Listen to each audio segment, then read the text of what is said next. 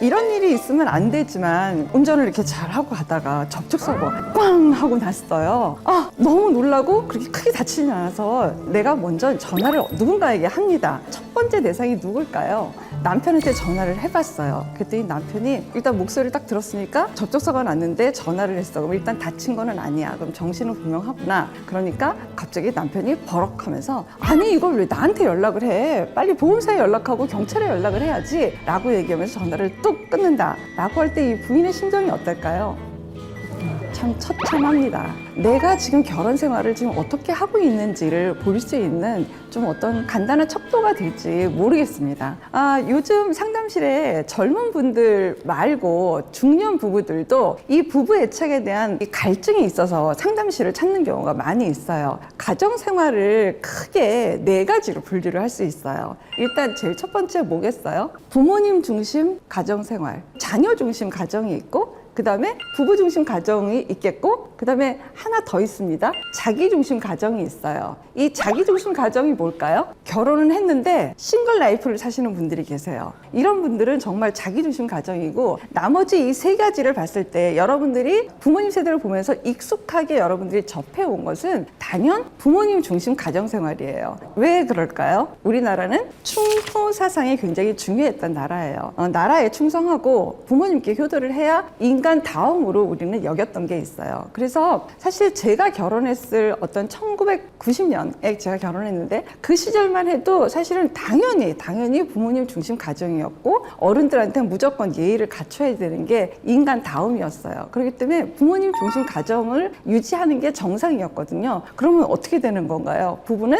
마땅히 희생하고 그 희생을 굉장히 아름답게 보는 전체 사회에 그런 내용들이 있었다는 거죠. 그래서 부부 중심이라는 거는 생각을 하기가 참 어려웠던 시절이에요. 만약에 부모님에 대한 거를 예를 다 갖췄다. 그럼 부부는 아이를 돌봐야 되겠죠? 그렇게 되면 자연스럽게 자녀 중심 가정으로 가는 거예요. 그래서 이 부부에 대한 내용에 대한 것을 우리가 항상 생각을 하고 이렇게 지내고 있나에 대한 점검을 하셔야 되는데 양쪽 부모님한테 용돈을 드려야 되는 문제라든지 양쪽 부모님을 찾아뵙는 문제라든지 이런 여러 가지 것들을 했을 때 사실 부부 사이에는 굉장히 의견 조합을 해야 될 게 많이 있어요. 이 내용에 대한 것을 부부가 상의를 해야지 되는데 만약에 어떤 부부가 그냥 두 분이 같이 합한 비용이 한 달에 1,000만 원이라고 합시다. 그러면 부모님에 대한 것이 얼마 정도? 한 100만 원 정도. 그럼 양가 계시니까 한쪽에 50만 원 정도. 그 선을 절대 넘으시면 안 되는 거예요. 이게 부부 중심인 거예요.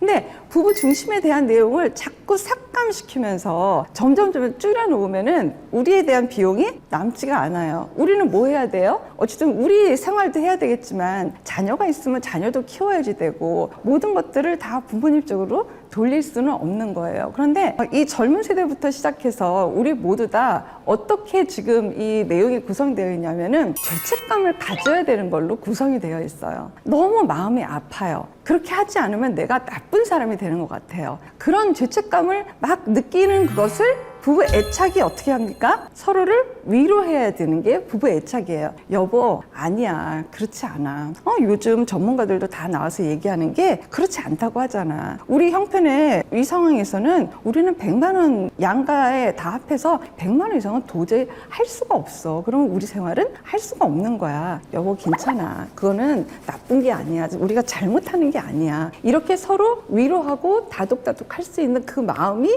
뭐라고요? 부부 애착이에요. 예, 이게 부부 중심으로 가는 거예요. 근데 이게 부부 중심으로 안 가고 부모님 중심으로 가면 어떻게 되겠어요?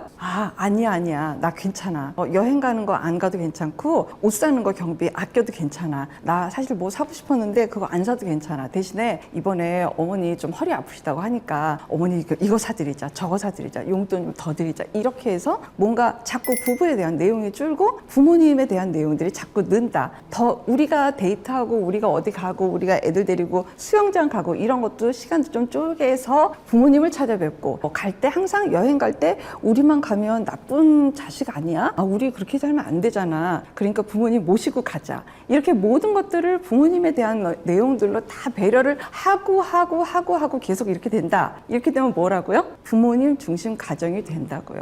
그러니까 이렇게 부모님 중심 가정과 자녀 중심 가정은 뭐가 되냐면요. 결혼의 비즈니스를 우리가 지금 하고 있는 거예요. 그러니까 완전히 100% 거의 어떤 부부들은 정말 이 결혼 비즈니스만 돼도 결혼 생활은 괜찮은 거 아니야? 라고도 이야기를 하는데 사실 제가 봤을 때 한 1990년대까지만 해도 아버지가 돈을 벌고 엄마가 자녀 양육을 하고 가사를 한다. 이것만 해도 굉장히 완벽한 부부였죠. 근데 요즘은 그런 시대가 절대 아니다라는 겁니다. 상담실에 어떤 분이 너무 화가 나서 오셨어요. 뭐냐면은 남편이 고혈압약을 지금 5년째 복용을 하고 있는데 내가 몰랐다는 거예요. 그래서 너무 화가 나서 싸우다 그것 말고도 나머지 것들이 다 폭발해서 막 싸우는데 남편이 뭐라 그러시겠습니까? 아니 뭐 내가 뭐 당신 걱정할까 봐 내가 말을 안 한 거지 라고 이야기를 하시는 거죠. 근데 이 이야기에 여러분들 가만히 생각해 보세요. 어떤 메시지가 같이 함께 흐르나요? 당신은 신상에 대한 것도 나한테 알리지 마. 당신이 알아서 해. 별로 궁금하지 않아. 이 메시지가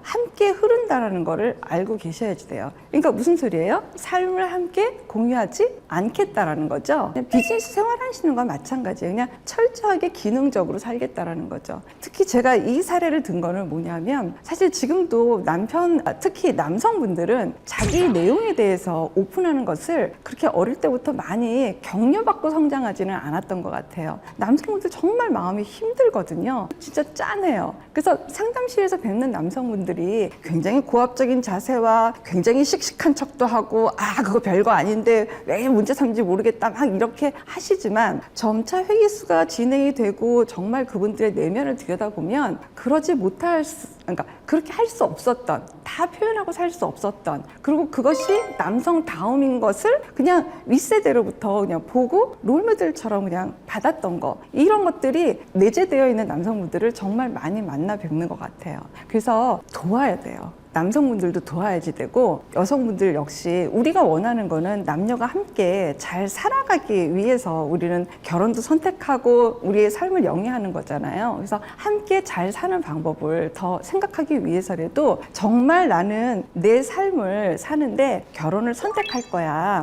나도 기능적으로 잘 살 수 있고 당신도 기능적으로 잘 살 수 있는데 우리가 부부의 인연으로 만나서 어쨌든 혼인신고까지 하면서 결혼을 우리가 선택을 했다면 우리 앞으로 어떻게 하고 살까? 어떤 내용으로 살까? 당신은 어떤 걸 원해? 이렇게 궁금해하고 더 들여다보고 또 내 삶에서 가장 최우선 순위는 당신이고 당신이 나한테는 가장 귀하고 소중하다. 이런 메시지를 끊임없이 전달을 해야지 되는 게 사실 부부 애착의 내용과 부부 중심의 내용이 될 수 있을 것 같습니다. 어떻게 보면은 기존의 성장 과정에서 성장을 했던 내 원가족 사이에서, 원가족 내에서, 사실 원가족은 뭐겠어요? 혈육관계죠. 혈육관계는 그다지 표현하지 않아도 별로 이렇게 오해가 없어요. 왜? 혈육이니까. 그러니까 혈육은 그렇게 표현 안 해도 괜찮아요. 상관없어요. 그런데 이게 부부는 어떻습니까? 혈육이에요?